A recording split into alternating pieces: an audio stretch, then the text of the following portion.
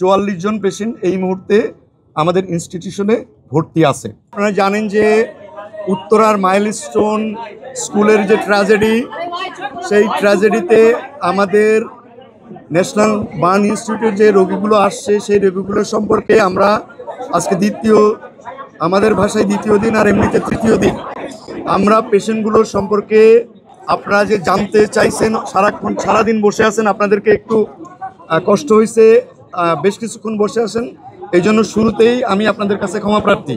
কারণ আমাদের কিছু কাজকর্ম ছিল রোগীগুলোর সম্পর্কে আমাদের গুছিয়ে নিয়ে সারাদিনের আমাদের মূল কাজ যেটা, যে রোগীদের আসলে চিকিৎসা সেবাটা নিশ্চিত করা, সেই নিশ্চিত করার একটা পর্যায়ে এসে তারপরে আপনাদেরকে আমরা জানাচ্ছি। এবং এই যে পয়েন্টগুলো আমরা তো প্রতিদিনই জানাবো, কিন্তু নতুন যে তথ্যগুলো আসবে সেগুলোই আমরা আপনাদেরকে জানানোর চেষ্টা করব। তো আজকে আমরা বসছিলাম গতকালকের মতোই, আমরা সহ বিভিন্ন ডিসিপ্লিনের সিনিয়র যারা টিচার ছিলেন প্লাস্টিক সার্জারির এবং অন্যান্য ডিসিপ্লিন। আপনারা জানেন যে বার্নের পেশেন্টের জন্য মাল্টি ডিসিপ্লিনারি অ্যাপ্রোচ লাগে, সেই মাল্টি ডিসিপ্লিনারি বোর্ড গতকাল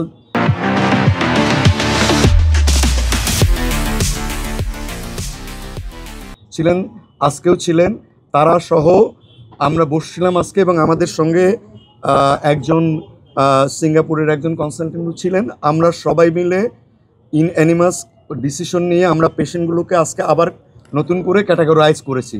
সেই ক্যাটাগরি সম্পর্কে আপনাদেরকে আমরা জানাতে চাই।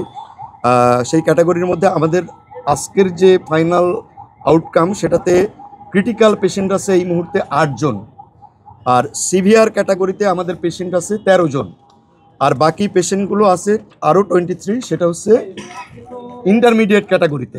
অর্থাৎ মোট 44 জন রোগী এই মুহূর্তে আমাদের ন্যাশনাল বার্ন ইনস্টিটিউটে আছে।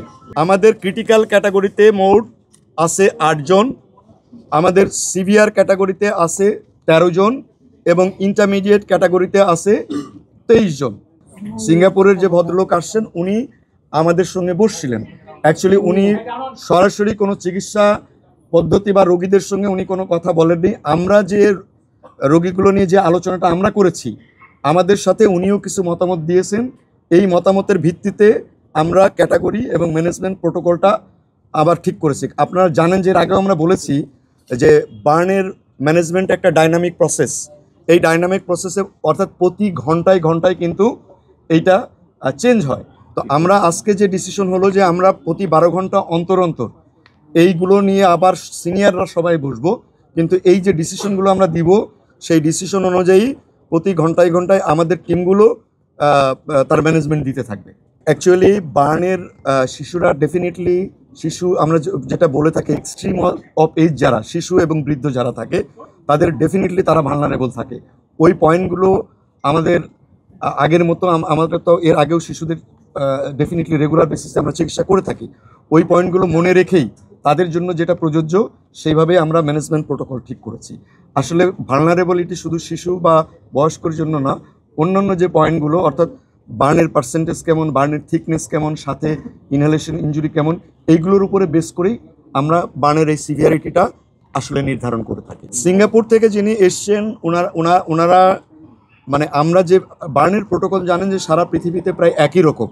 তো আমরা যে ডিসিশনগুলো নিচ্ছি সেই ডিসিশনের সঙ্গে উনি আমাদের সঙ্গে শেয়ার করেছেন, ওনার কিছু ডিসিশনও আমাদের সঙ্গে শেয়ার করেছেন।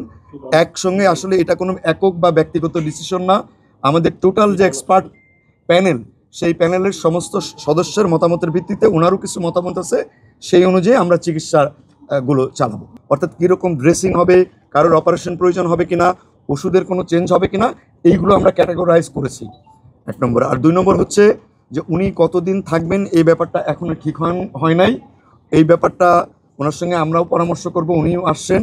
উনি যতদিন আমাদের সঙ্গে থাকতে চাইবেন বা মনে করবেন সেই বিষয়টা আমরা পরবর্তীতে আপনাদের জানাতে পারব। 12 ঘন্টা পর পর অ্যাসেস করব, অ্যাসেস করে মোটামুটি একটা ধারণা আমরা সবাই মিলে নিচে আগামী 48 ঘন্টার আগে হয়তো এই ডিসিশনটা আমাদের পক্ষে কারোর পক্ষেই ফাইনালি বলাটা বোধ হয় সম্ভব হবে না। আমরা এই বিষয়ে আসলে বলতে পারবো না। এই বিষয়টা একেবারে আমাদের পররাষ্ট্র মন্ত্রণালয় এবং আমাদের স্বাস্থ্য মন্ত্রণালয়ের ঊর্ধ্বতন কর্তৃপক্ষ বলতে পারে। না, আমাদের আমাদের প্রয়োজন বলতে দেখেন, এরকম একটা ম্যাস ক্যাজুয়ালিটিতে এরকম এটা কিন্তু একটা ন্যাশনাল এবং ইন্টারন্যাশনাল বিষয়, এবং বাচ্চারা কিন্তু অসুস্থ। আমরা যদি আমাদেরকে যে কোনো বিষয়ে অনেক জায়গা থেকে, ইন্ডিয়ান, আমেরিকা, চায়না, বিভিন্ন জায়গা থেকে, আমাদের বাংলাদেশেরই অনেক বিশেষজ্ঞ আছে, তারা কিন্তু আমাদেরকে বিভিন্নভাবে সহায়তা করতে চাচ্ছেন। এবং যে কোনো চিকিৎসা সংক্রান্ত বিষয়ে যে কোনো সহায়তাকে আমরা একটা গুড জেস্টার হিসেবে ধরি এবং আমরা সবাইকেই সম্মান করি। কিন্তু এই মুহূর্তে আমরা যে প্রোটোকল নিয়ে আগাচ্ছি, আমরা মনে করি যে এই প্রোটোকল নিয়েই আমাদের সামনে আগাবো। ভবিষ্যতে যদি এই বিষয়ে কেউ সুপরামর্শ আমাদের দিয়ে থাকেন এবং আমরা যদি মনে করি সেটা আমাদের রোগীদের জন্য ভালো হবে, ডেফিনেটলি এই ব্যাপারে আমরা মোটেই ইগোইস্টিক নই।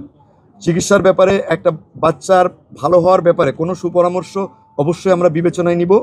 আমরা যে কোনো পরামর্শ আসলে আমরা সবাই মিলে একটা বসে, যদি কোনো চেঞ্জ করতে হয়, করলে যদি আমাদের বাচ্চাদের জন্য ভালো হয়, অবশ্যই আমরা সেটা করব।